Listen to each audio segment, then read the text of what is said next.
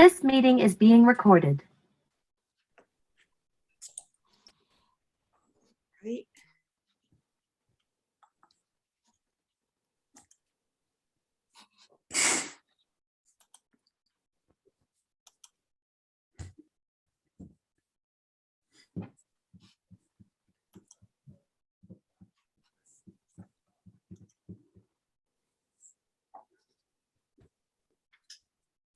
Hi, Anna. Good to see you again. This is Guy. Hi, Guy. I was gonna give you a shout out, but it's nice to see you. I should say, by the way, the verbiage on the website's maybe a little more pessimistic than I could say now, because we, you know, people typically now they can get something within a month. It's not months plural really anymore. It depends on what you're looking for. Some models are months plural still, like S Plus is probably the hottest car, but anyway, I just offer that. Very good. Great news. I will happily make that change. Hey, Belinda, let's get started. Let's get started. Yep.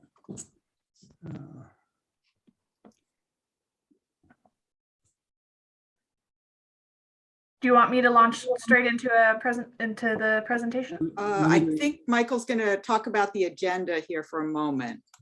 Okay. Really, just a basic welcome and introduction is all.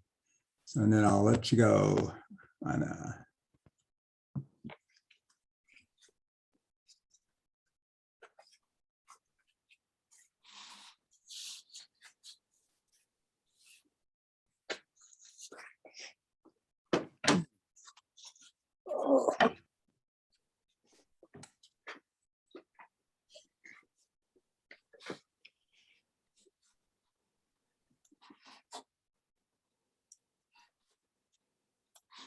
Oh, sorry, Michael, did you need me to? No, yeah, you need to unshare your screen so we get the full view of everybody. So, Oh, okay. yeah, sorry. Okay. All right. So welcome everybody. Welcome neighbors. And I guess we have maybe one person, two people from out of Lincoln. But nice to have you here. I'm Michael Moody from the Lincoln Green Energy Committee, and Belinda Gingrich, whom you've heard in the background, is working with me on, and along with the Green Energy Consumers Alliance, to bring you today's discussion on electric vehicles, or EVs. So just a little background on the Lincoln Green Energy Committee. Basically, our main aim is to help the town and its residents reduce their emissions of global warming gases, and thus help hopefully to avert the worst effects of climate change. And in support of that, we do things like promoting solar arrays, electric vehicles like today, energy efficiency in building heating and cooling, and electricity from clean renewable energy. Green Energy Consumers Alliance is a nonprofit working in Massachusetts and Rhode Island that focuses on harnessing our power as consumers to speed the transition to a low carbon future. They enable the public to make green energy choices in a cost-effective and practical way, and to advocate for a safe climate. In addition to helping with purchases of discounted purchases of EVs, which is getting harder given the current situation, they also help get them quotes online from vetted solar installers. So if you have an interest in solar, they can help you on that front as well. So I'd now like to introduce Anna Vanderspeck from the Green Energy Consumers Alliance to kick us off in our presentation. Off you go, Anna. Thank you, Michael, and also Belinda and everybody for joining today. As Michael mentioned, my name is Anna, and I'm the Electric Vehicle Program Director at Green Energy Consumers. And my job today is to give you a 20 to 30 minute Electric Vehicles 101 presentation, and then turn it over to some real life EV drivers who will talk about their experience. So I'm going to go ahead and share my screen. Let me see, and get started. So as Michael mentioned, I work for a nonprofit called Green Energy Consumers Alliance. We have a whole series of programs and services that help people access clean energy technologies. So We're here to talk about EVs, but if you have questions about energy efficiency or heat pumps or solar or green power, we have programs for all of those things too, in addition to doing policy advocacy work at the state and local level. But why electric vehicles? So this presentation is broken into roughly 3 parts. The first talks about why electric vehicles are a good idea, both for the society writ large and consumers specifically. And then I'll talk a little bit about some important things that you need to know if you're considering going electric, which is mostly to do with how charging works.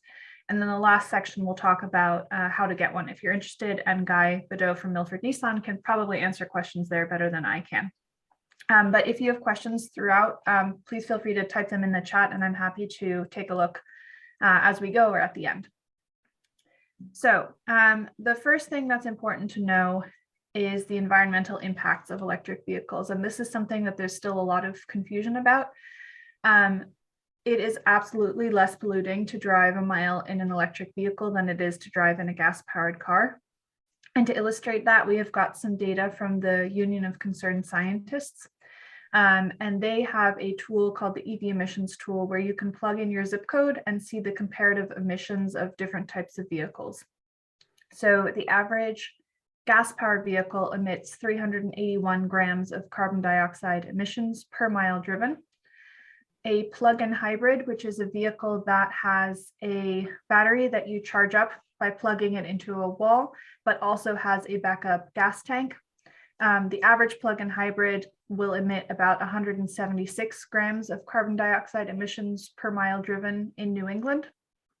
And then if you go all the way to a pure battery electric vehicle, you can bring your emissions down to 96 grams of carbon dioxide emissions per mile driven.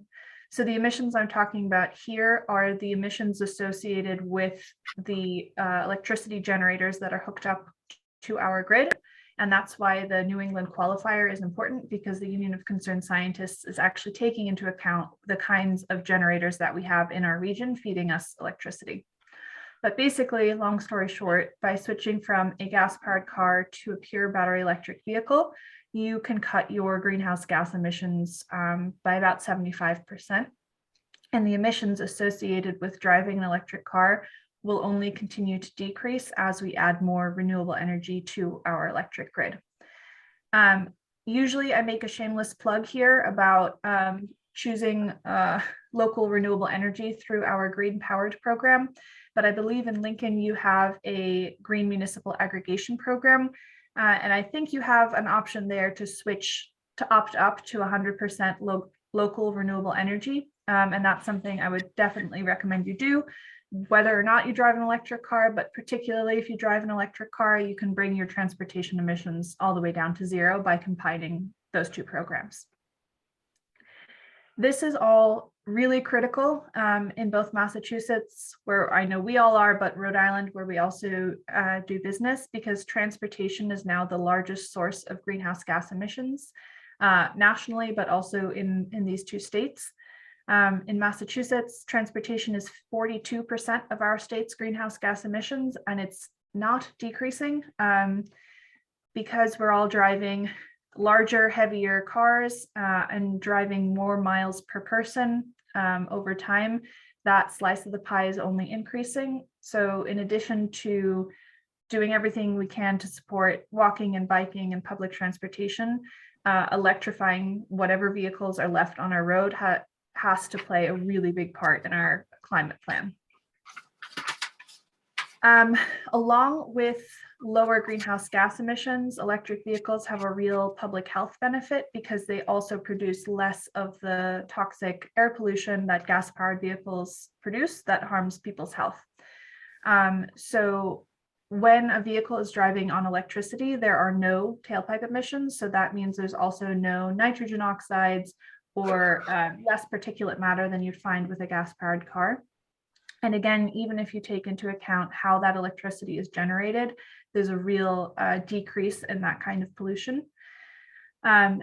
There are lots of people who have done a lot of math to figure out the value of that reduced pollution in terms of fewer asthma attacks, fewer cases of emphysema, and lots of other lung, but also heart and brain diseases that cause a lot of harm currently. And the latest from the American Lung Association is that if Massachusetts and New England in general pursues electrification as a really crucial climate strategy, that will amount to billions of dollars worth in savings just on the health side by 2050. So that's not even to mention all the climate benefits and other benefits of electric cars. So particularly right now, when after a global pandemic, we're thinking about lung health a lot more, it's really crucial to remember this public health benefit as well. And as an aside, climate change itself is a public health threat. So even basically electrification benefits public health directly, but also indirectly by mitigating climate change. At this point, I often get the question, why? Why are electric vehicles so much cleaner? One answer is obviously that we can use zero emission resources to produce electricity. But the other is that electric vehicles are much more efficient than gas-powered cars. So gas-powered cars waste effectively 80% of the energy stored in every gallon of gasoline. That waste mostly, or that energy is mostly wasted on friction and producing heat that doesn't actually move your car forward. Electric vehicles are closer to 60, 70, 80% efficient. So that just means less of the energy that you're putting into the tank, so to speak, is being wasted, which means the overall impact from an environmental perspective is lower.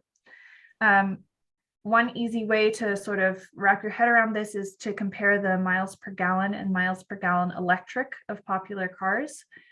So the MPGE is a measure of how far a vehicle will drive on the amount of energy that's stored in 1 gallon of gasoline, which is 33.7 kilowatt hours. But what it allows you to do is look at gas-powered cars, traditional hybrids, plug-in hybrids, and electric vehicles all on the same sort of apples to apples graph to really get a sense of how much more efficient electric vehicles are.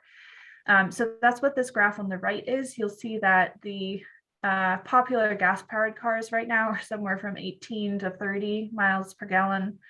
The traditional hybrids like the Toyota Prius and the Hyundai Sonata are somewhere between 41 and 52 miles per gallon. And then the plug-in hybrids and the pure battery electric vehicles blow everybody else out of the water. So the Nissan Leaf, for example, gets an equivalent of 112 miles per gallon if you look at its miles per gallon electric. These efficiency gains explain those environmental and public health benefits that I just mentioned, but they also are why electric vehicles are a really good choice for consumers. And one way they express themselves is through lower fuel costs. Because you're wasting less energy, you basically have to put in less energy to go the same distance. And what that means is that for a driver, it's cheaper to drive a mile on electricity than it is to drive a mile on gasoline. There's a couple different ways of looking at this, and so we sort of present two side by side here. On the left, we have done some math, and we just updated this earlier this month, but we update it once a quarter generally. And looking at the efficiency of new cars right now, current gas prices and current electricity prices, the average New England driver saves around 4.3 to 7 cents per mile by switching to an electric vehicle over an average new gas-powered car. That amounts to a couple $100 over the course of a year. Obviously, exactly how much you save depends on what gas and electricity prices are doing. Even in the height of the pandemic, when gas prices were really low, you could still see, I think it was a 2 cent per mile benefit of driving on electricity. So this is something that holds true even in our region where electricity prices are generally higher compared to the rest of the country. But one key piece to keep in mind here is that electricity prices are generally much more stable than gas prices. So if you look at a graph of what gas prices have done over the past couple of decades, they are all over the place. And electricity prices are generally more stable because they're more regulated. So that means it's easier for an electric vehicle driver to project out what their transportation costs will look like, because electricity prices don't change as frequently as gas prices. If the math on the left is hard to wrap your brain around, the Department of Energy also has a tool called the e-gallon, which we took a screenshot of this morning. Basically, this is a tool where you can plug in your state and it'll show you the average gas price and then their calculation of basically the electric equivalent. They call it an e-gallon, and what they're calculating basically is how much you in your state will have to pay in electricity to drive the same distance that a gallon of gasoline would get you. So this morning it says the average price of gasoline in Massachusetts is $2.74, which honestly seems a little low to me. So maybe they haven't updated their numbers recently. But the electric e-gallon is $1.96. So that is another way of looking at this to figure out what those savings might mean for you. This is a graph from the Department of Energy and the Environmental Protection Agency that shows you in a different way what your annual fuel cost range is for different types of light duty vehicles. So this is data for 2021. But basically the key things to see here are the highest range is for gas vehicles. The annual fuel cost can go all the way to basically $5,000. Hybrid vehicles is the next down. Plug-in hybrid is the next down after that. And electric vehicles are the cheapest on this graph. The other thing that is a key takeaway is that the range itself is much narrower for electric vehicles. And that is, again, because gas prices fluctuate a whole lot. And the efficiency of gas-powered cars is very different depending on if you're driving a giant Chevy Silverado or like a, I don't know, Honda that is a smaller sedan. So this is, again, just another way of basically looking at what we just looked at. And what's comforting for us is that the math here sort of confirms the math that we've done, which is that New England drivers save a couple $100 depending on the car that they choose. Obviously, if you're, again, going from a Chevy Silverado to an electric vehicle, that's going to be larger savings, but this is helpful data. The second sort of reason why electric vehicles are a good choice for drivers is the maintenance costs. And this is something I'm sure Guy can also speak to at length better than I can. But basically, electric vehicles are much simpler machines. When you take out the internal combustion engine, you're basically taking out hundreds of parts that can break or rust or corrode or whatever it is and need replacement. And what that means for the driver is that maintaining your vehicle is much easier and there's just fewer things that can go wrong. Consumer Reports released a really great study in 2020 where they looked at real life costs for thousands of drivers and compared them. And they found that over the lifetime of the car, electric vehicles have about half the maintenance costs of gas-powered cars, which is really huge. One sort of the poster child for this conversation is brakes. So electric vehicles have a technology built in called regenerative braking, where if you take your foot off of the accelerator, the vehicle will recognize that you want to slow down. It'll slow you down faster than pure momentum or friction would, basically by running some magnets around the wheels and capturing that energy, the slowing down energy, and putting it back into the battery. You might be able to tell that I am not an engineer, so maybe I'm not explaining this right, but the point is energy that would have been wasted and through friction otherwise gets put back into the battery. So that means that your electric range is maintained. And secondly, you don't have to rely on the friction brakes as frequently, which means they don't wear down as fast, which means you don't have to replace them as frequently. So there are lots of things like that that help explain why these maintenance costs are so much lower. To explain that a little bit more, I have another fun graph, this time from the Department of Energy, that shows you what the scheduled maintenance costs are for different classes of light duty vehicles. So the column on the left is an ICE vehicle. It's an internal combustion engine vehicle. So it's your normal gas powered car. And then the column immediately to its right is for a hybrid electric vehicle, so something like a traditional Toyota Prius, something that doesn't plug in.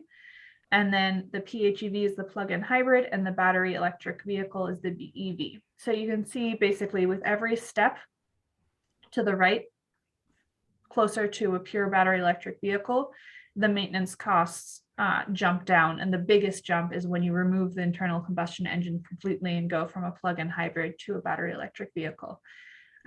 This graph is very busy and color-coded, and if you want to dig into it, we will share the slides later so you can see what all the colors mean, but the key point is really that those maintenance costs do go down quite a bit. If you put all of that together, there are really considerable savings on the ownership costs front for electric vehicles. This is a graph from that same Consumer Report study that I cited earlier, but basically the study found that electric vehicles are cost effective when compared to the best-selling, top-rated, and most efficient cars in their class, no matter what the class is. So it doesn't matter if we're talking about sedans or crossovers or SUVs or pickup trucks, the EVs are always the most cost-effective choice. And Consumer Reports included in their analysis not just fuel and maintenance costs, but also financing, depreciation, and resale prices. So they did a much sort of larger analysis than these past couple of slides have shown. This is definitely worth digging into if you want to learn more. The one thing I would just mention is that it is a national study, so their math does not have Massachusetts specific gas or electricity information, so it's a little bit more generalized.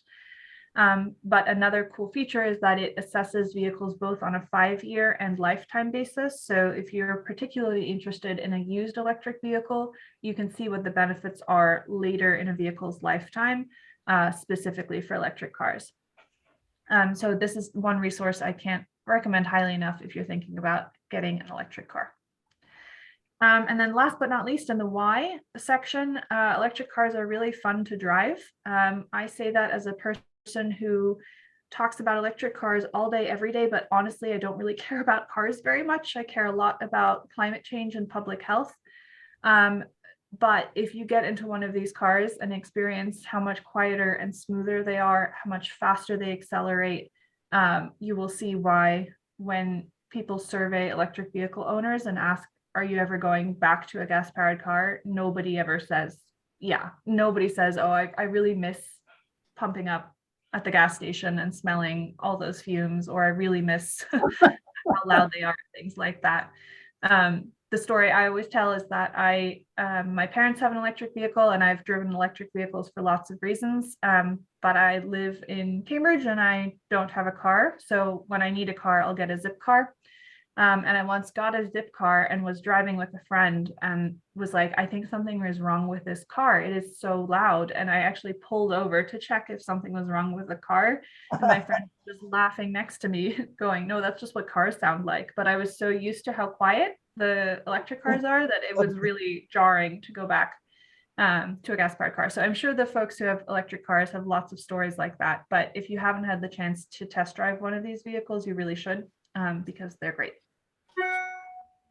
I will just sort of forge ahead and go into questions about things you should know. I see there's a question about whether EV batteries need to be replaced. And I think I'll cover that in this section, but if not, we'll come back to it. So things you should know. The first thing is that range anxiety is really a thing of the past. So range anxiety is the term for the fear that if you're driving an electric vehicle, you're going to suddenly run out of power and get stuck on the side of the road because your battery is depleted. And that doesn't happen for a couple of reasons. The first is that the vehicle manufacturers know that this is your top fear, and so they have invested really heavily into really sophisticated battery management software, so the battery is well protected, and so that you as a driver at all times know how much range you have left. So all of these vehicles have a sort of an info board on the dashboard that will tell you at all times how many miles of range you have left, and most of them will display that as a sort of medium estimate, a high estimate, and a low estimate. and it will adjust in real time depending on things like what the temperature is, because batteries like certain temperatures better than others. It'll adjust depending on whether you're driving on the highway a lot, whether you're blasting the AC or the heat. But in real time, you will always have in front of you how many miles you have left. So you're never going to suddenly realize that you only have 10 miles left when you have 20 miles left to drive. The other thing is that most vehicles that are being sold at this point have electric ranges that far surpass what most people use in a day. So most drivers in New England drive 30 or 40 miles a day. At this point, the all-electric vehicles that are coming out have well over 200 miles of range, and there are still plug-in hybrids, which again have a backup gas tank that you can opt for and use electricity for most of your daily driving, but then have that backup gas tank when you need it. So range anxiety, not as big of a deal as people fear. This brings me to a quick explanation of how charging works, because I know that this is something that is very confusing at the beginning. So there are basically 3 types of charging for electric vehicles. The first is called level 1. It's also called a trickle charge, and it's when you take the cord that you get with a car and plug it into the same household outlet that you would plug a cell phone or any other electric device into. It's called a trickle charge because it's the slowest type of charging. It adds about 4 miles of range per hour spent charging. But we would encourage you not to dismiss it right off the bat, because for a lot of people, it's actually enough. So if you drive 40 miles-ish a day and you are able to plug in at home overnight, if you can plug in for 10 hours at a level 1 charge, you'll replenish the battery with about 40 miles of range. So for a lot of people, level 1 charging is actually enough. If you need to be able to charge faster, or if you drive many more miles in a day, you can opt for a level 2 charging station. This is a unit, a physical unit that you buy at a home improvement store or online, and then have installed hooked up to a 220-volt line. And it adds somewhere between 11 and at this point a little bit higher than that, like 30 miles of range per hour spent charging. And this is something that you can install in your home with the help of an electrician, or also increasingly find out and about at public charging stations. The final type of charging is called DC fast charging. The DC stands for direct current, and this is not something you can install in your home. These are the super high-powered charging stations that you increasingly see at rest stops along highways, or sometimes at malls. This is something that you would use if you're going on a road trip. And it can basically fill 80% of your battery in a relatively short time. So exactly how many miles you get for how many minutes depends on what car we're talking about, what charger we're talking about, and lots of other factors. But generally 90 miles, 30 minutes is what the Chevy Bolt does. And that's pretty much average. The Teslas go quite a lot faster, and some of the newer cars can go really quite a lot faster. But the point is you can get a good chunk of range in a relatively small amount of time. The next sort of set of questions that people have is about plug types. The first thing you should know is that Tesla has its own proprietary system. So Tesla ports physically look different from the ports on all the other vehicles. So if you drive a Tesla, you're going to use a Tesla charging station. If you drive a Tesla, you can get an adapter to use other types of stations. And I've heard that there are adapters to go the other way, but I'm not confident yet that those are all a good choice. So basically Tesla is its own universe. All the other automakers use the same standard for level 1 and level 2 charging, and that's the J1772. So at the top of the screen on the right, you can see what that port type looks like. So it doesn't matter what car you're driving, it will have that port for level 1 and level 2 charging, unless it's a Tesla, in which case it's doing its own thing. The main place where there is a divergence in the market is in DC fast charging. But the good news is that divergence seems to be closing. So there are 2 standards for DC fast charging.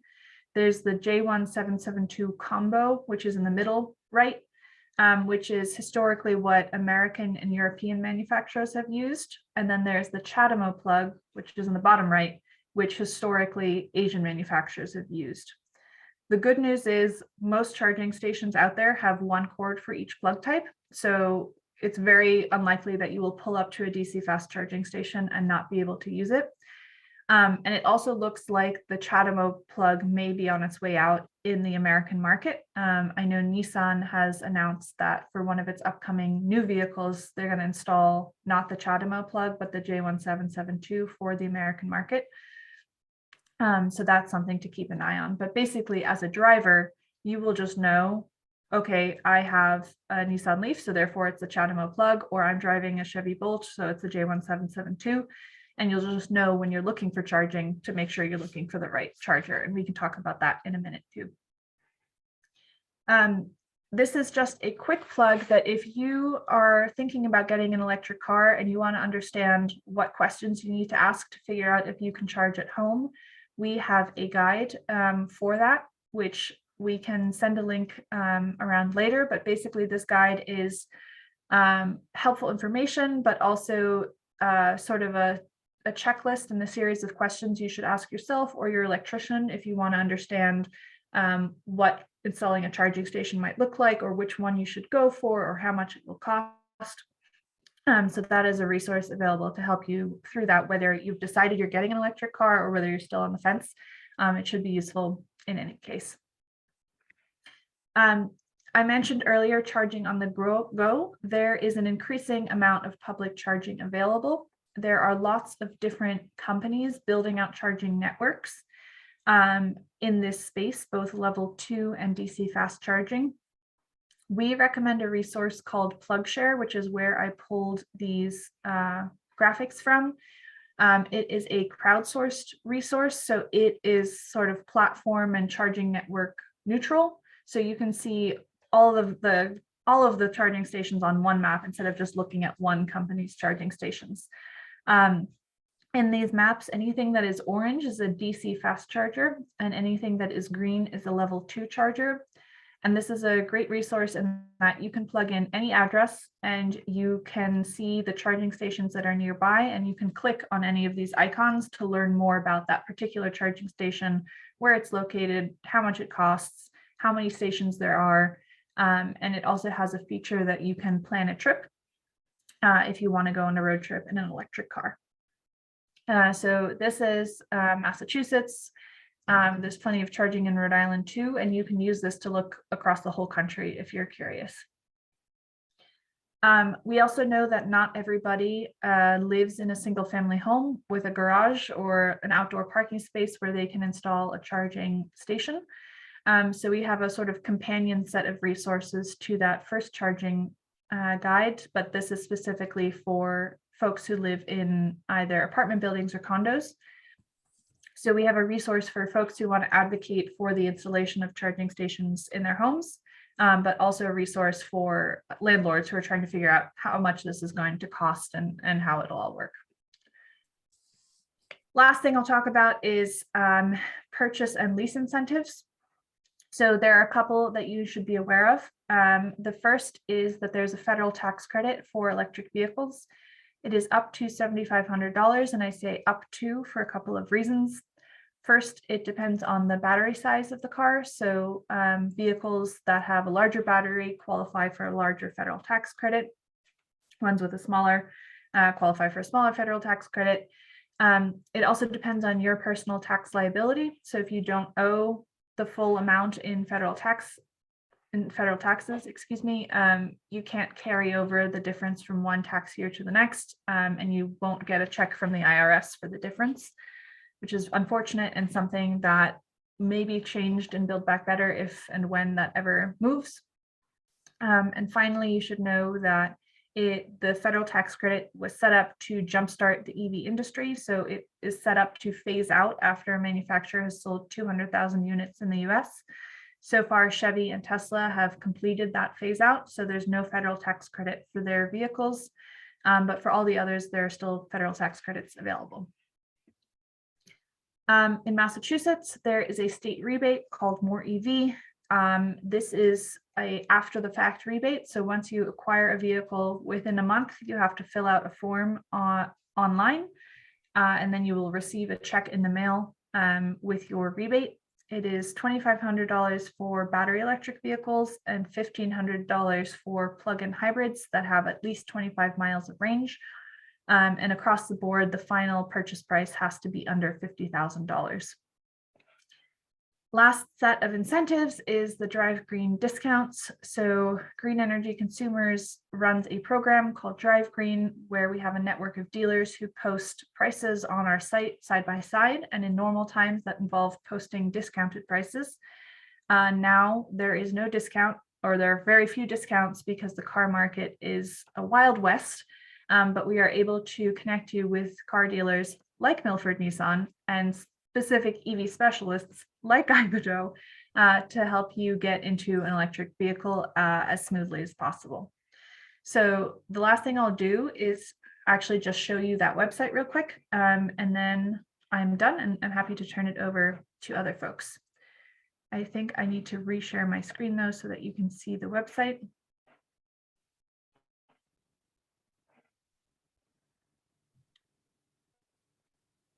So if you are interested in an electric car, you can come to this website.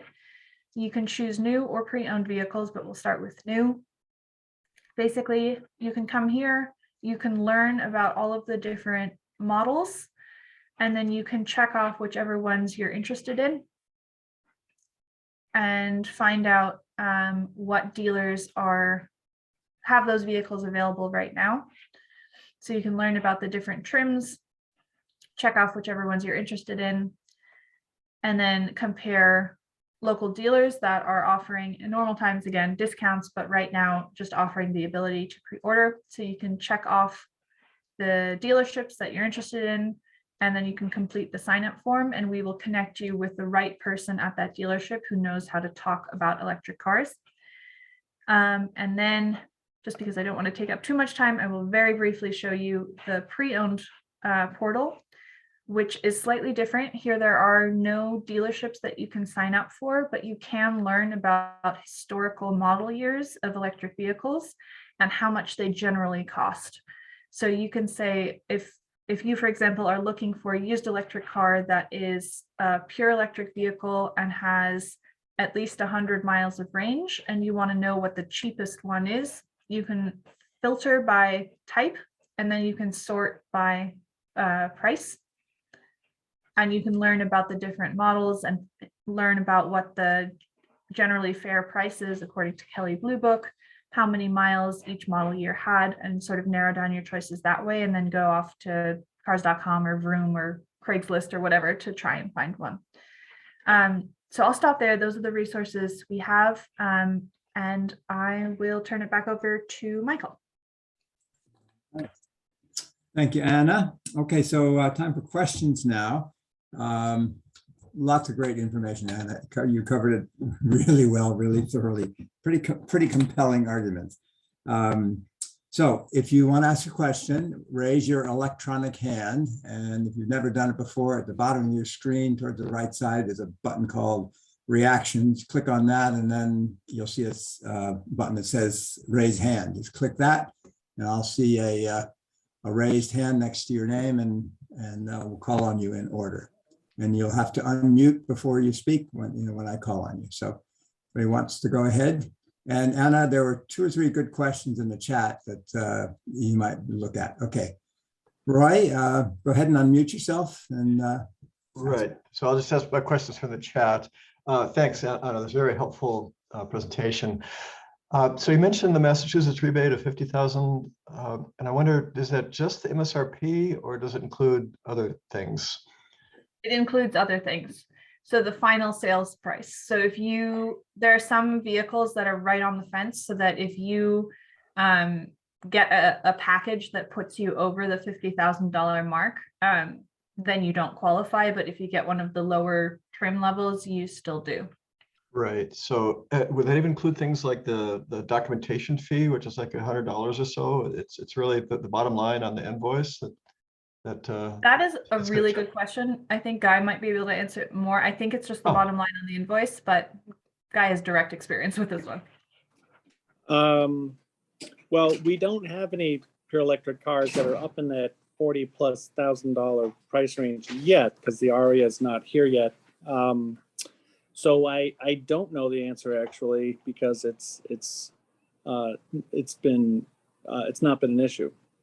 I see. All right. I Well, with all the market adjustment adders that dealers are putting on, it's getting close. So next question was, at end of life, what percentage of the original battery capacity remains? And I'm sure it varies by model or by manufacturer, but is it pretty close to 90%, or would it drop down like something like 70%? I think I can answer this. It depends by brand. I mean, Tesla has an excellent reputation for a very slow battery degradation. There are Teslas with, over 100,000 miles, and their battery life is still, 90-95% of the original. I think in the worst case, it would be in that sort of 75-80% range remaining after, call it 10 years. And the good news is that there are several markets for batteries at the end of what makes them a useful life for a car. They can be repurposed in a couple of different ways. The primary one that I'm aware of is actually ground storage units, where the remaining energy density is more than enough, so that these, what would be one car pack, might be doubled or tripled, or however many they will be aggregated and then used for ground storage, kind of like some people probably have heard of the Tesla Powerwall, which is for residential applications or commercial applications too, I think. But there are other companies doing similar things, and they're not just for residences, but also for commercial applications. And then what's going to be happening going down the road is, as you get these higher and higher voltage public charging stations to more and more quickly refuel your car, those stations will have, as part of their design, battery storage on site, so that way you're not drawing 800 or 1,000 volts off of the line on the utility poles, because the infrastructure can't support a whole lot of that. But if you've got a battery array right next to the public charging station, it'll just suck out of the battery array right into your high-powered super long-range electric car, and then the battery array will refuel off of the utility line, and it all works out well. So people are concerned about, used electric batteries are going to end up in a landfill and pollute groundwater. That's just not happening. The materials are way too valuable. That's just not a problem. Super. Thanks for that. And my last question was on the charging equipment. Are there any incentive programs for that? Charging equipment for residential installation? I believe there are. I'm not an expert at this, but I believe I believe in Massachusetts there's a program to help pay up to half the cost, I believe, of home installations. I can speak to this one. So there was a federal tax credit, but it expired at the end of 2021. It was a 30% tax credit up to $1,000, but in the past it has expired and then been renewed retroactively halfway through the next year. So we kind of have our fingers crossed that will happen. Massachusetts focuses its available rebate dollars on more difficult segments. So there's a program called Mass EVIP, which is Electric Vehicle Incentive Program, that focuses on multi-unit dwellings, so apartments and condo complexes where there's a split incentive between the people who would use the infrastructure and the people who would pay for it. There's a rebate for that. There's support for workplace charging, and there's support for public charging. You might have seen last week there was a big announcement of grants to 50 different sites across the state to install 300 DC fast charging stations, which was really exciting. That is through that Mass EVIP program. Right now, we're in an interesting space because the two electric utilities in Massachusetts, Eversource and National Grid, have made big, really big proposals to the Department of Public Utilities to say, this is what we want to do on electric transportation for the next 4 or 5 years. And within that, there are proposals to support consumers who want to drive electric with rebates for electric vehicle charging stations, particularly if you get a smart charging station, so you can enroll in load management programs. But exactly what will come out of that has yet to be determined because it has to go through the whole DPU process. But by July 1st, they will have issued a ruling and will be able to say, now there's a program that you can get a rebate or some other sort of incentive to install charging at home. But right now, that doesn't exist for individual consumers. Great, thanks a lot. That's very helpful information. That's all I have. And then we had one question that came in on chat about leasing versus purchasing. So if you or Guy have some information on those options, that'd be great. Leasing versus purchasing. Right. The headline is that the Massachusetts rebate program applies for either one as long as the lease is a 3-year lease, not a 2-year lease. Whereas the federal program does not apply to a lease situation. Now, I can't speak to other brands because I've never been factory trained by other brands, but for Nissan actually does pass through part of the federal program as a lease incentive. So it does reduce the cost of leasing. It captures some of that federal money for the consumer's benefit, for sure. And then if I can piggyback a little bit on the previous conversation, there's the whole notion of vehicle to grid, where you can use your electric car either to back up your own home's electric system, so you don't have to have a generator, you don't have to have a Nissan, you don't have to have a Tesla Powerwall, because your Nissan Leaf is basically the equivalent of 3 Powerwalls as far as capacity. That on a company scale or fleet scale, that's already in place. So vehicle to grid is happening now. I've done it. I've participated several times now, providing cars for several companies in New England. And the company who engineered the first equipment to be bi-directional, so the car can put energy back into the grid, they are actively working on a consumer version of that, which they're hoping to release later this summer. So for people who are interested in vehicle to grid, this is happening in real time. It's very exciting. Excellent. Cool. Okay, Benjamin, mute yourself and off you go. Great. Well, thanks very much for the excellent presentation. It was really informative. I asked the question about leasing versus buying, in part because some of the things that I've been reading have talked about that the depreciation costs of electric vehicles, they depreciate faster than gas vehicles, and that when Consumer Reports or some other things I was reading were doing the math, they were saying it may make more sense to lease than buy, given the depreciation, and also that something about the battery life. So that was sort of my question, not so much about the federal incentive, but just if you have thoughts about just how to consider the idea of leasing versus buying in combination to the depreciation of electric vehicles versus gas vehicles. I could speak to that. So I'm one of the few people with a bit of perspective. I know one of the other participants has the Tesla S model, number 1001, right? So you started at the beginning too, but I started in May of 2012. So I've seen the whole arc of being absolutely at ground level to where we are now. And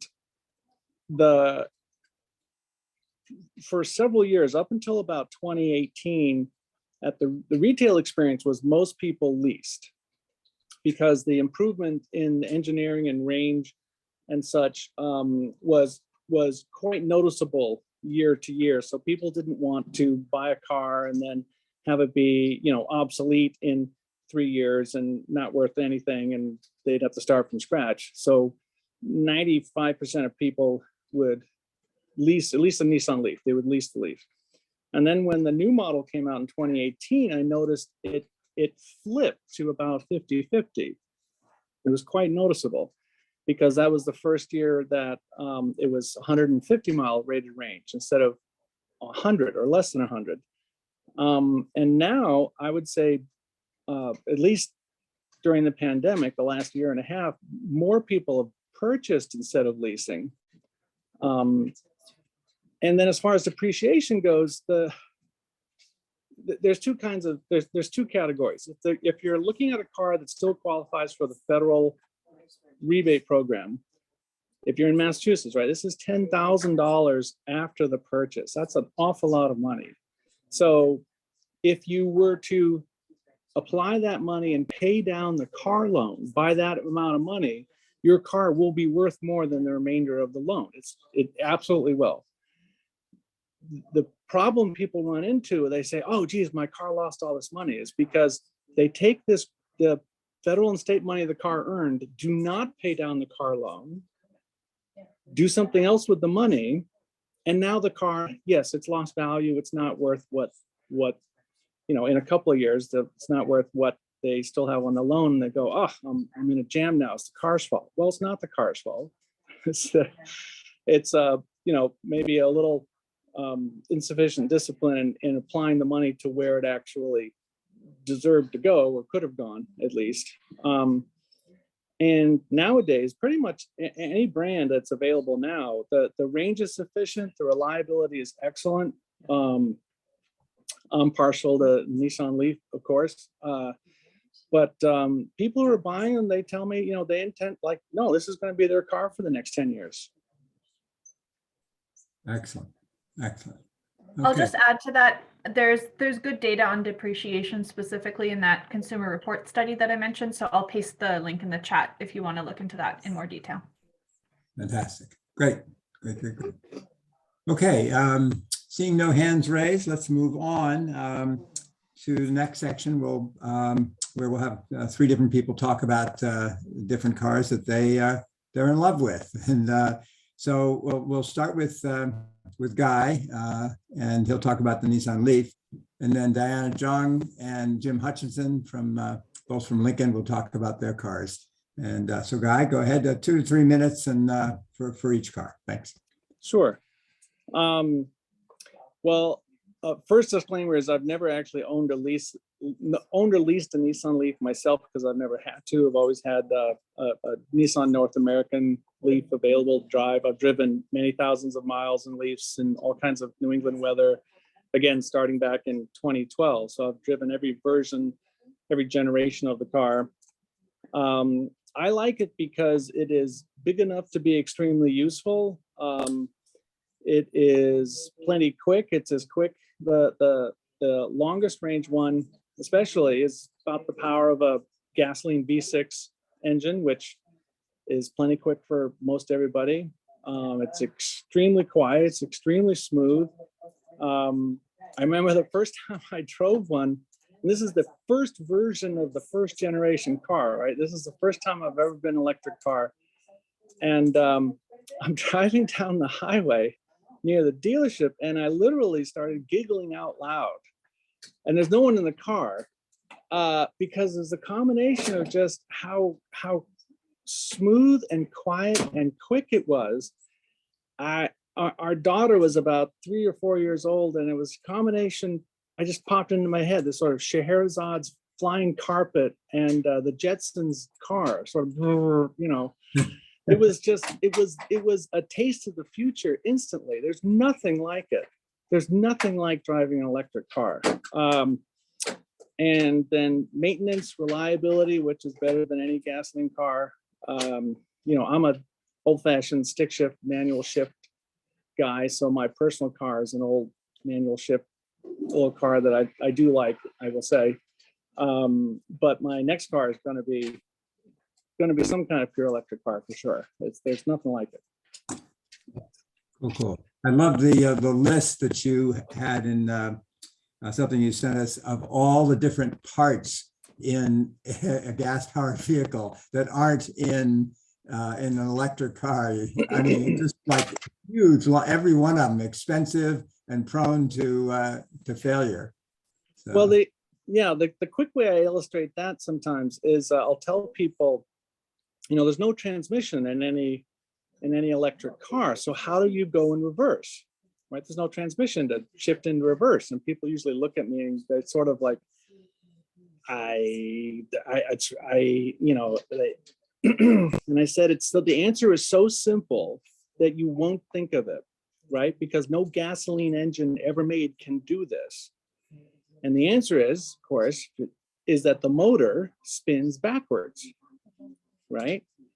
And when they hear that, it's like, oh, of course, duh, that's so simple. And it's like, yes, that's exactly the competitive advantage of any electric car. It has something like 2/3 the parts of a gasoline car, because when there's one spinning object in an electric motor that powers the whole thing versus hundreds of parts moving inside a motor. And it's industrial bearings, it's one shaft, it's directly connected to the wheels. You can't get any sort of more elegant in that simplicity. And that's a real, you can tell that simplicity when you're driving the car. It's just so elemental in a very, very good way. I've never had someone drive the Leaf and go, I don't like how it drives, oh, well, I was hoping to like it. I'll have to do something else. I've never, in 10 years of doing this, I've never had that experience. okay, super. Thank you, Guy. Thanks very much. Okay, Diana John will tell us about her Chevrolet Bolt. Diana? Hi, everyone. I leased a Bolt over this last summer, 2021. I got really lucky. We went to look at one on the Framingham Chevy dealership's lot, walked in, there was one, and we leased it that day. And I had no idea it'd be that hard to get one afterwards. Just some basics about the car. The back seat is like really, really roomy. And I have two little kids who are 7 and 9, and they do not need that space, but it's very roomy. But the trunk is a little bit small, but it has like a cool, like lower level storage and then an upper level storage. So there's more than you think when you open the trunk. I was actually able to get, and I just checked on their website that they're still running this incentive that if you purchase or lease a Bolt 2022 Bolt, they'll help. They have incentives towards installation of a home charging station, a level 2 charging station, which I was able to get. They paid the first $1,000 of it, and then we had to pay a little bit extra. It was not a very strict, it was there was a lot of paperwork, and it took a little while to get it sorted out, but we did get it sorted out. We leased because as a family with 2 young kids, we're really looking for an SUV with a long range. And so we're expecting that technology to get better and more models to come out. So this was our short-term sort of stopgap, because I do a lot of driving, within 20, 30 miles around town. So it was a good option for me. And then we actually took about 5 months to get the level 2 charging installed. And so we did have the trickle charge for those 5 months. And except for this one weekend where I had to drive to Plymouth and then drive to Portland, where I kind of ran out of electricity. Otherwise, the trickle charge was fine for our around town driving. And then I'm happy to answer any questions at the end if anyone has any specifics, but I do really like it. It has a lot of pickup. My husband has a WRX, and it's a little speedier than his WRX. So it's kind of, it takes some getting used to. I'll happy to answer any more questions later if anyone has specific questions. Excellent. Thank you, Diana. We also have a Bolt and love it. We have 2 grandsons about the same age as yours, and they're in the back all the time and with all kinds of stuff, and plenty of space and good range and nothing but good stuff to say. Okay, Jim Hutchinson. Jim has one of the first Teslas hand assembled by Elon Musk, I understand. Jim. Tell us about it. Yeah, sure, Michael. I bought it back in 2013, one of the early adopters. So I've owned it for nearly 9 years now. I'm on the Green Energy Committee here in Lincoln, and I thought I would like it because I want to save the planet and all that. But actually, the reason I like it is because electric cars have awesome low-end torque and really accelerate nicely and smoothly, especially from low speeds. So they're just a real pleasure to drive. And so how could you not like saving the planet and having a really fun car to drive at the same time? It's just a great combination. In terms of range anxiety, like the presenters have said, that's a thing of the past. There are a lot of charging stations now. I have never needed to wait at a Tesla supercharging station for a spot. You just drive up and you plug in, and 10 or 15 minutes later is usually all you need. You're off and running again. So that's worked out great for me. In fact, my wife and I have been fighting over who gets to drive the Tesla. So we finally gave in and bought a second plug-in hybrid so that we could have a vehicle that we were comfortable driving many hundreds of miles when we needed to. So we get the 30-mile of electric range on that Hyundai that we just bought, so that we're both driving electric most of the time, which is great. There's no real concerns about the plugging it in. You just plug it in at night in your garage, like you do your cell phone every night. I don't actually use the charging stations that often because most of the time the nightly charge in at home does the trick and gives us all the range we need on the car. Also, somebody asked about battery degradation over time. I don't know if this is unique to the Teslas or not, but this is a 9-year-old car now. I still believe that I have almost the same range I did when I bought the car 9 years ago. I don't even notice any diminishment in the range of the car. That may be because I always use the charging limit of 90% of the capacity of the car. And for your engineers out there, I think what they're doing is they're round robining which batteries are charged, which ones are being used, so that the batteries are always drawn down smoothly from fully down to 10%, and then they get charged back up again to have that smooth charge and discharge cycle. Anyway, if you're willing to set your charge limit a little bit below the max, I think you extend the life of your batteries even longer. So that's one trick you can think about doing if you buy one. And the last thing, let's see, I guess that's it for me, just that we have switched. We no longer own a purely an internal combustion car. We've completely switched over because they just work. Super. Okay. Thank you, Jim. Thanks very much. Okay, Belinda, I think we can skip the next slide about availability of cars because Anna's really covered that pretty well. Let's jump to the long distance traveling, just a few minutes on that, and then we can round it out and bring up that slide on long distance traveling. So while she's doing that, I have a sister who lived in Alaska for 20 years, and she and her husband just moved to New Hampshire, and they drove their Tesla coast to coast. Well, you can't drive from Alaska, so they had to send it on a barge to Seattle. But from there, they drove, and we talked to them on the way a lot. And so their car would say, okay, your next charging station is such and such, and in this city, and and then it gives a map exactly to it. So off they go. One day they're halfway there, and the software came in and said, well, we've recalculated, and you should stop at this city that's a little closer. I don't know what changed, whether they hit headwinds or whatever, but the software was sophisticated enough to figure it out and reroute them to a closer station. But they had no problems. As Jim says, it charges really fast, so they'd stop for 20 minutes and have a cup of coffee or whatever, and recharge to about like 80%, and then off they go.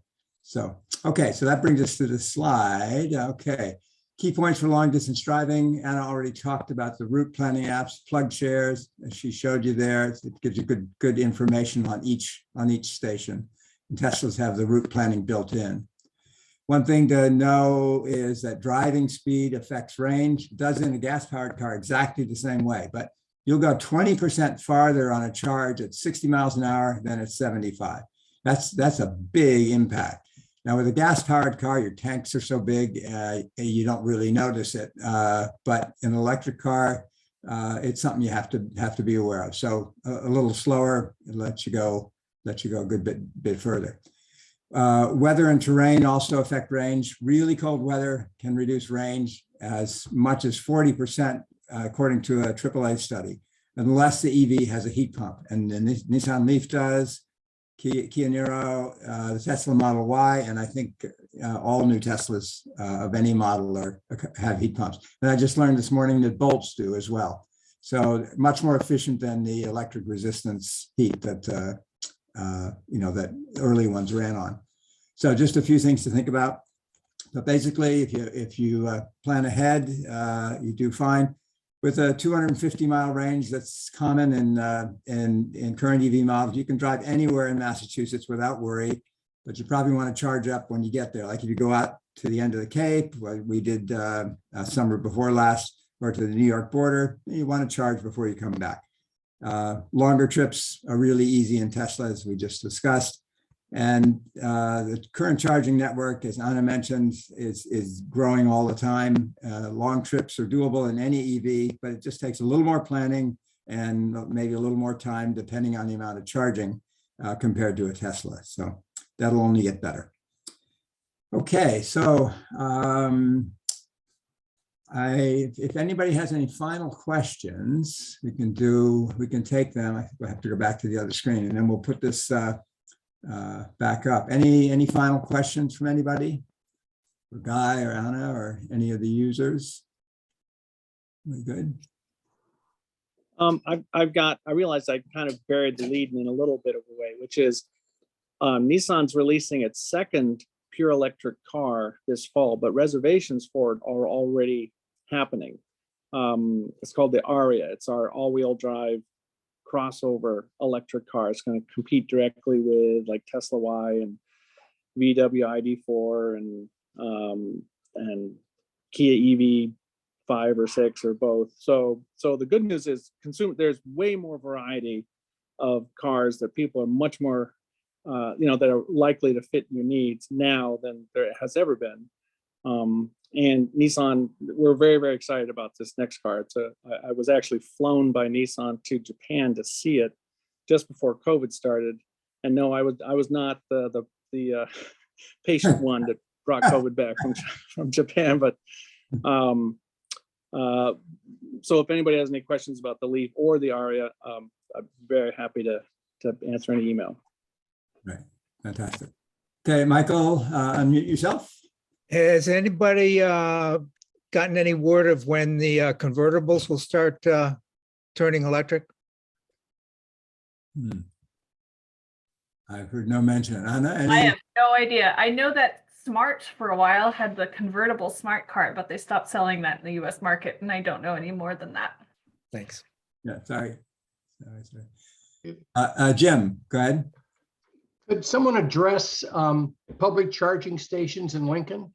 When you look at a map of charging stations, we're in a veritable desert as compared to, you can go to Stop and Shop in Wayland. There's a whole row of free chargers and stuff.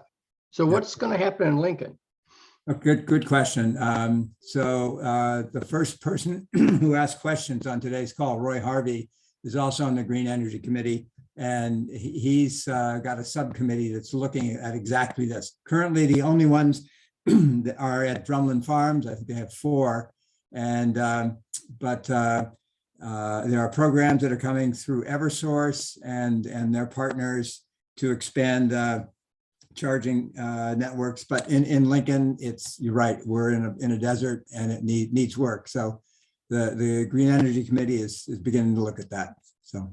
I think there's also some at the Minuteman High School, and we're working on putting some in at I think Roy's working on putting them in at the school and the mall, and some of the condominiums are actively working on them as well.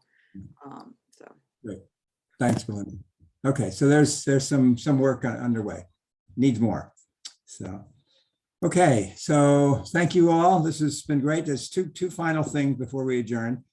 If you'd like to actually sit in an EV, we can hook you up with an EV owner here in Lincoln. Contact Belinda, and her email will be on the final slide, and she can set that up. And if you'd like to join Lincoln's Green Energy Committee and its work, what the kind of thing we're doing today, we currently have programs underway on EVs, of course, heat pumps, energy retrofits, and climate action planning. That last is a major, major effort. We would welcome volunteers from any background. If you're interested, go to our website, which is lincolngreenenergy.org under About, and there's a link to connect with us. So thank you, Anna and Guy, for making time to be with us. It's really good. Both of you, really, really useful stuff all the way around. And as we heard, our gas-powered cars are a major source of greenhouse gas emissions. We need to reverse that. There's something like just under 200 EVs in Lincoln. It would be great if we could speed up our transition away from gas-powered cars here in Lincoln. And thanks to all of you who attended, really good attendance, and thanks for your good questions. There's more information on the Lincoln Green Energy Committee site and the Green Energy Consumers Alliance site about all that we've talked about today. We'll post their URLs. So thank you and enjoy the rest of your day. Thanks very much. Thank you.